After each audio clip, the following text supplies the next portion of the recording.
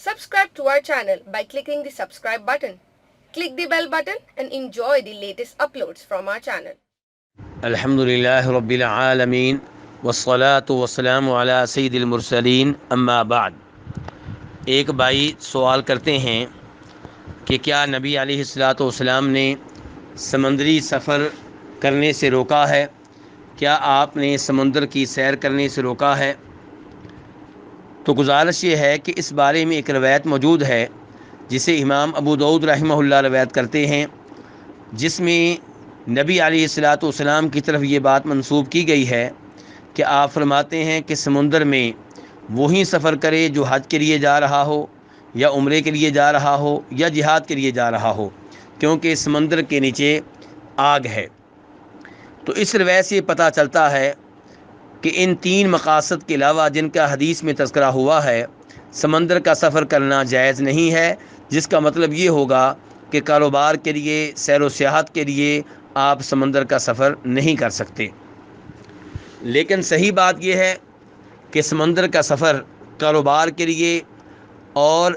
سیر و سیاحت کے لیے کیا جا سکتا ہے، اس میں کوئی حرج نہیں ہے۔ اس کی وجہ یہ ہے کہ یہ روایت ضعیف ہے، اور امام البانی رحمہ اللہ جو موجودہ زمانے کے عظیم ترین محدث ہیں،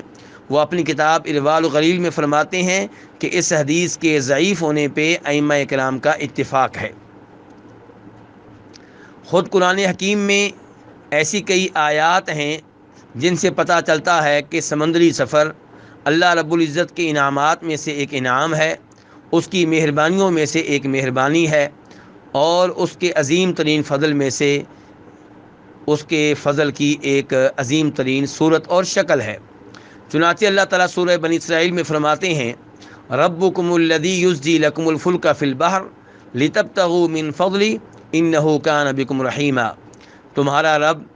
تمہاری خاطر تمہارے لیے سمندر میں کشتیاں چلاتا ہے تاکہ تم اپنے رب کا فضل تلاش کر سکو، یقیناً تمہارا رب تم پہ بہت ہی مہربان ہے۔ تو اس سے پتہ چلا کہ سمندر کا سفر یہ اللہ کے انعامات میں سے ایک انعام ہے اور اس کا عظیم ترین فضل ہے۔ تو سمندری سفر کسی بھی جائز فائدے کے لیے، کسی بھی جائز منفعت کے لیے، کسی بھی جائز مقصد اور غرض و غایت کے لیے کیا جا سکتا ہے۔ اگر سیر و سیاحت میں کوئی ایسا امر نہیں ہے، کوئی ایسا معاملہ نہیں ہے جو شریعت میں ناجائز ہو،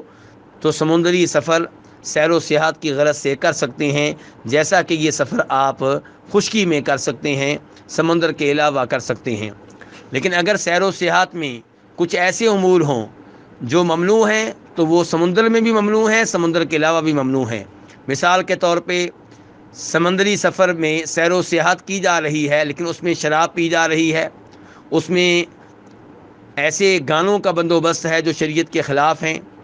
اور اس میں بے حیائی اور بے غیرتی کا اہتمام کیا گیا ہے، تو یہ چیزیں ہر سفر میں ممنوع ہیں، بلکہ گھر میں بھی ممنوع ہیں۔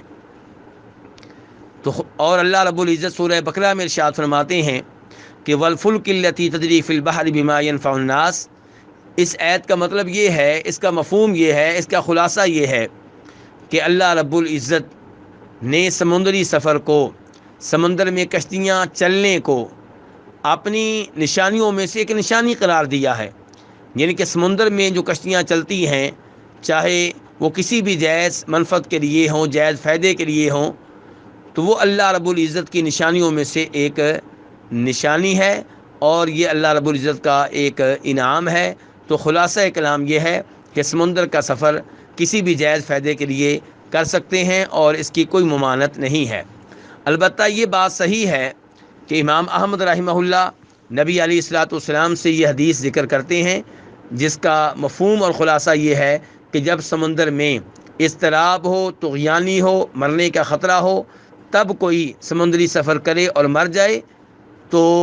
اس کے مرنے کا مسلمانوں میں سے کوئی ذمہ دار نہیں ہوگا، یعنی کہ وہ خود اپنے اس نقصان کا ذمہ دار ہے۔ تو اس سے پتہ چلا کہ سمندری سفر اس موقع پہ کرنا جب سمندر میں شدید طغیانی ہو، اضطراب ہو، اور یہ بات محسوس ہو رہی ہو کہ اب جو کشتی میں بیٹھے گا، جہاز میں بیٹھے گا، اس کے مرنے کا غالب امکان ہے، تو ایسے موقع پہ سمندری سفر سے گریز کرنا چاہیے، ورنہ یہ جائز ہے اور اس میں کوئی حرج نہیں ہے۔ واللہ تعالی اعلم۔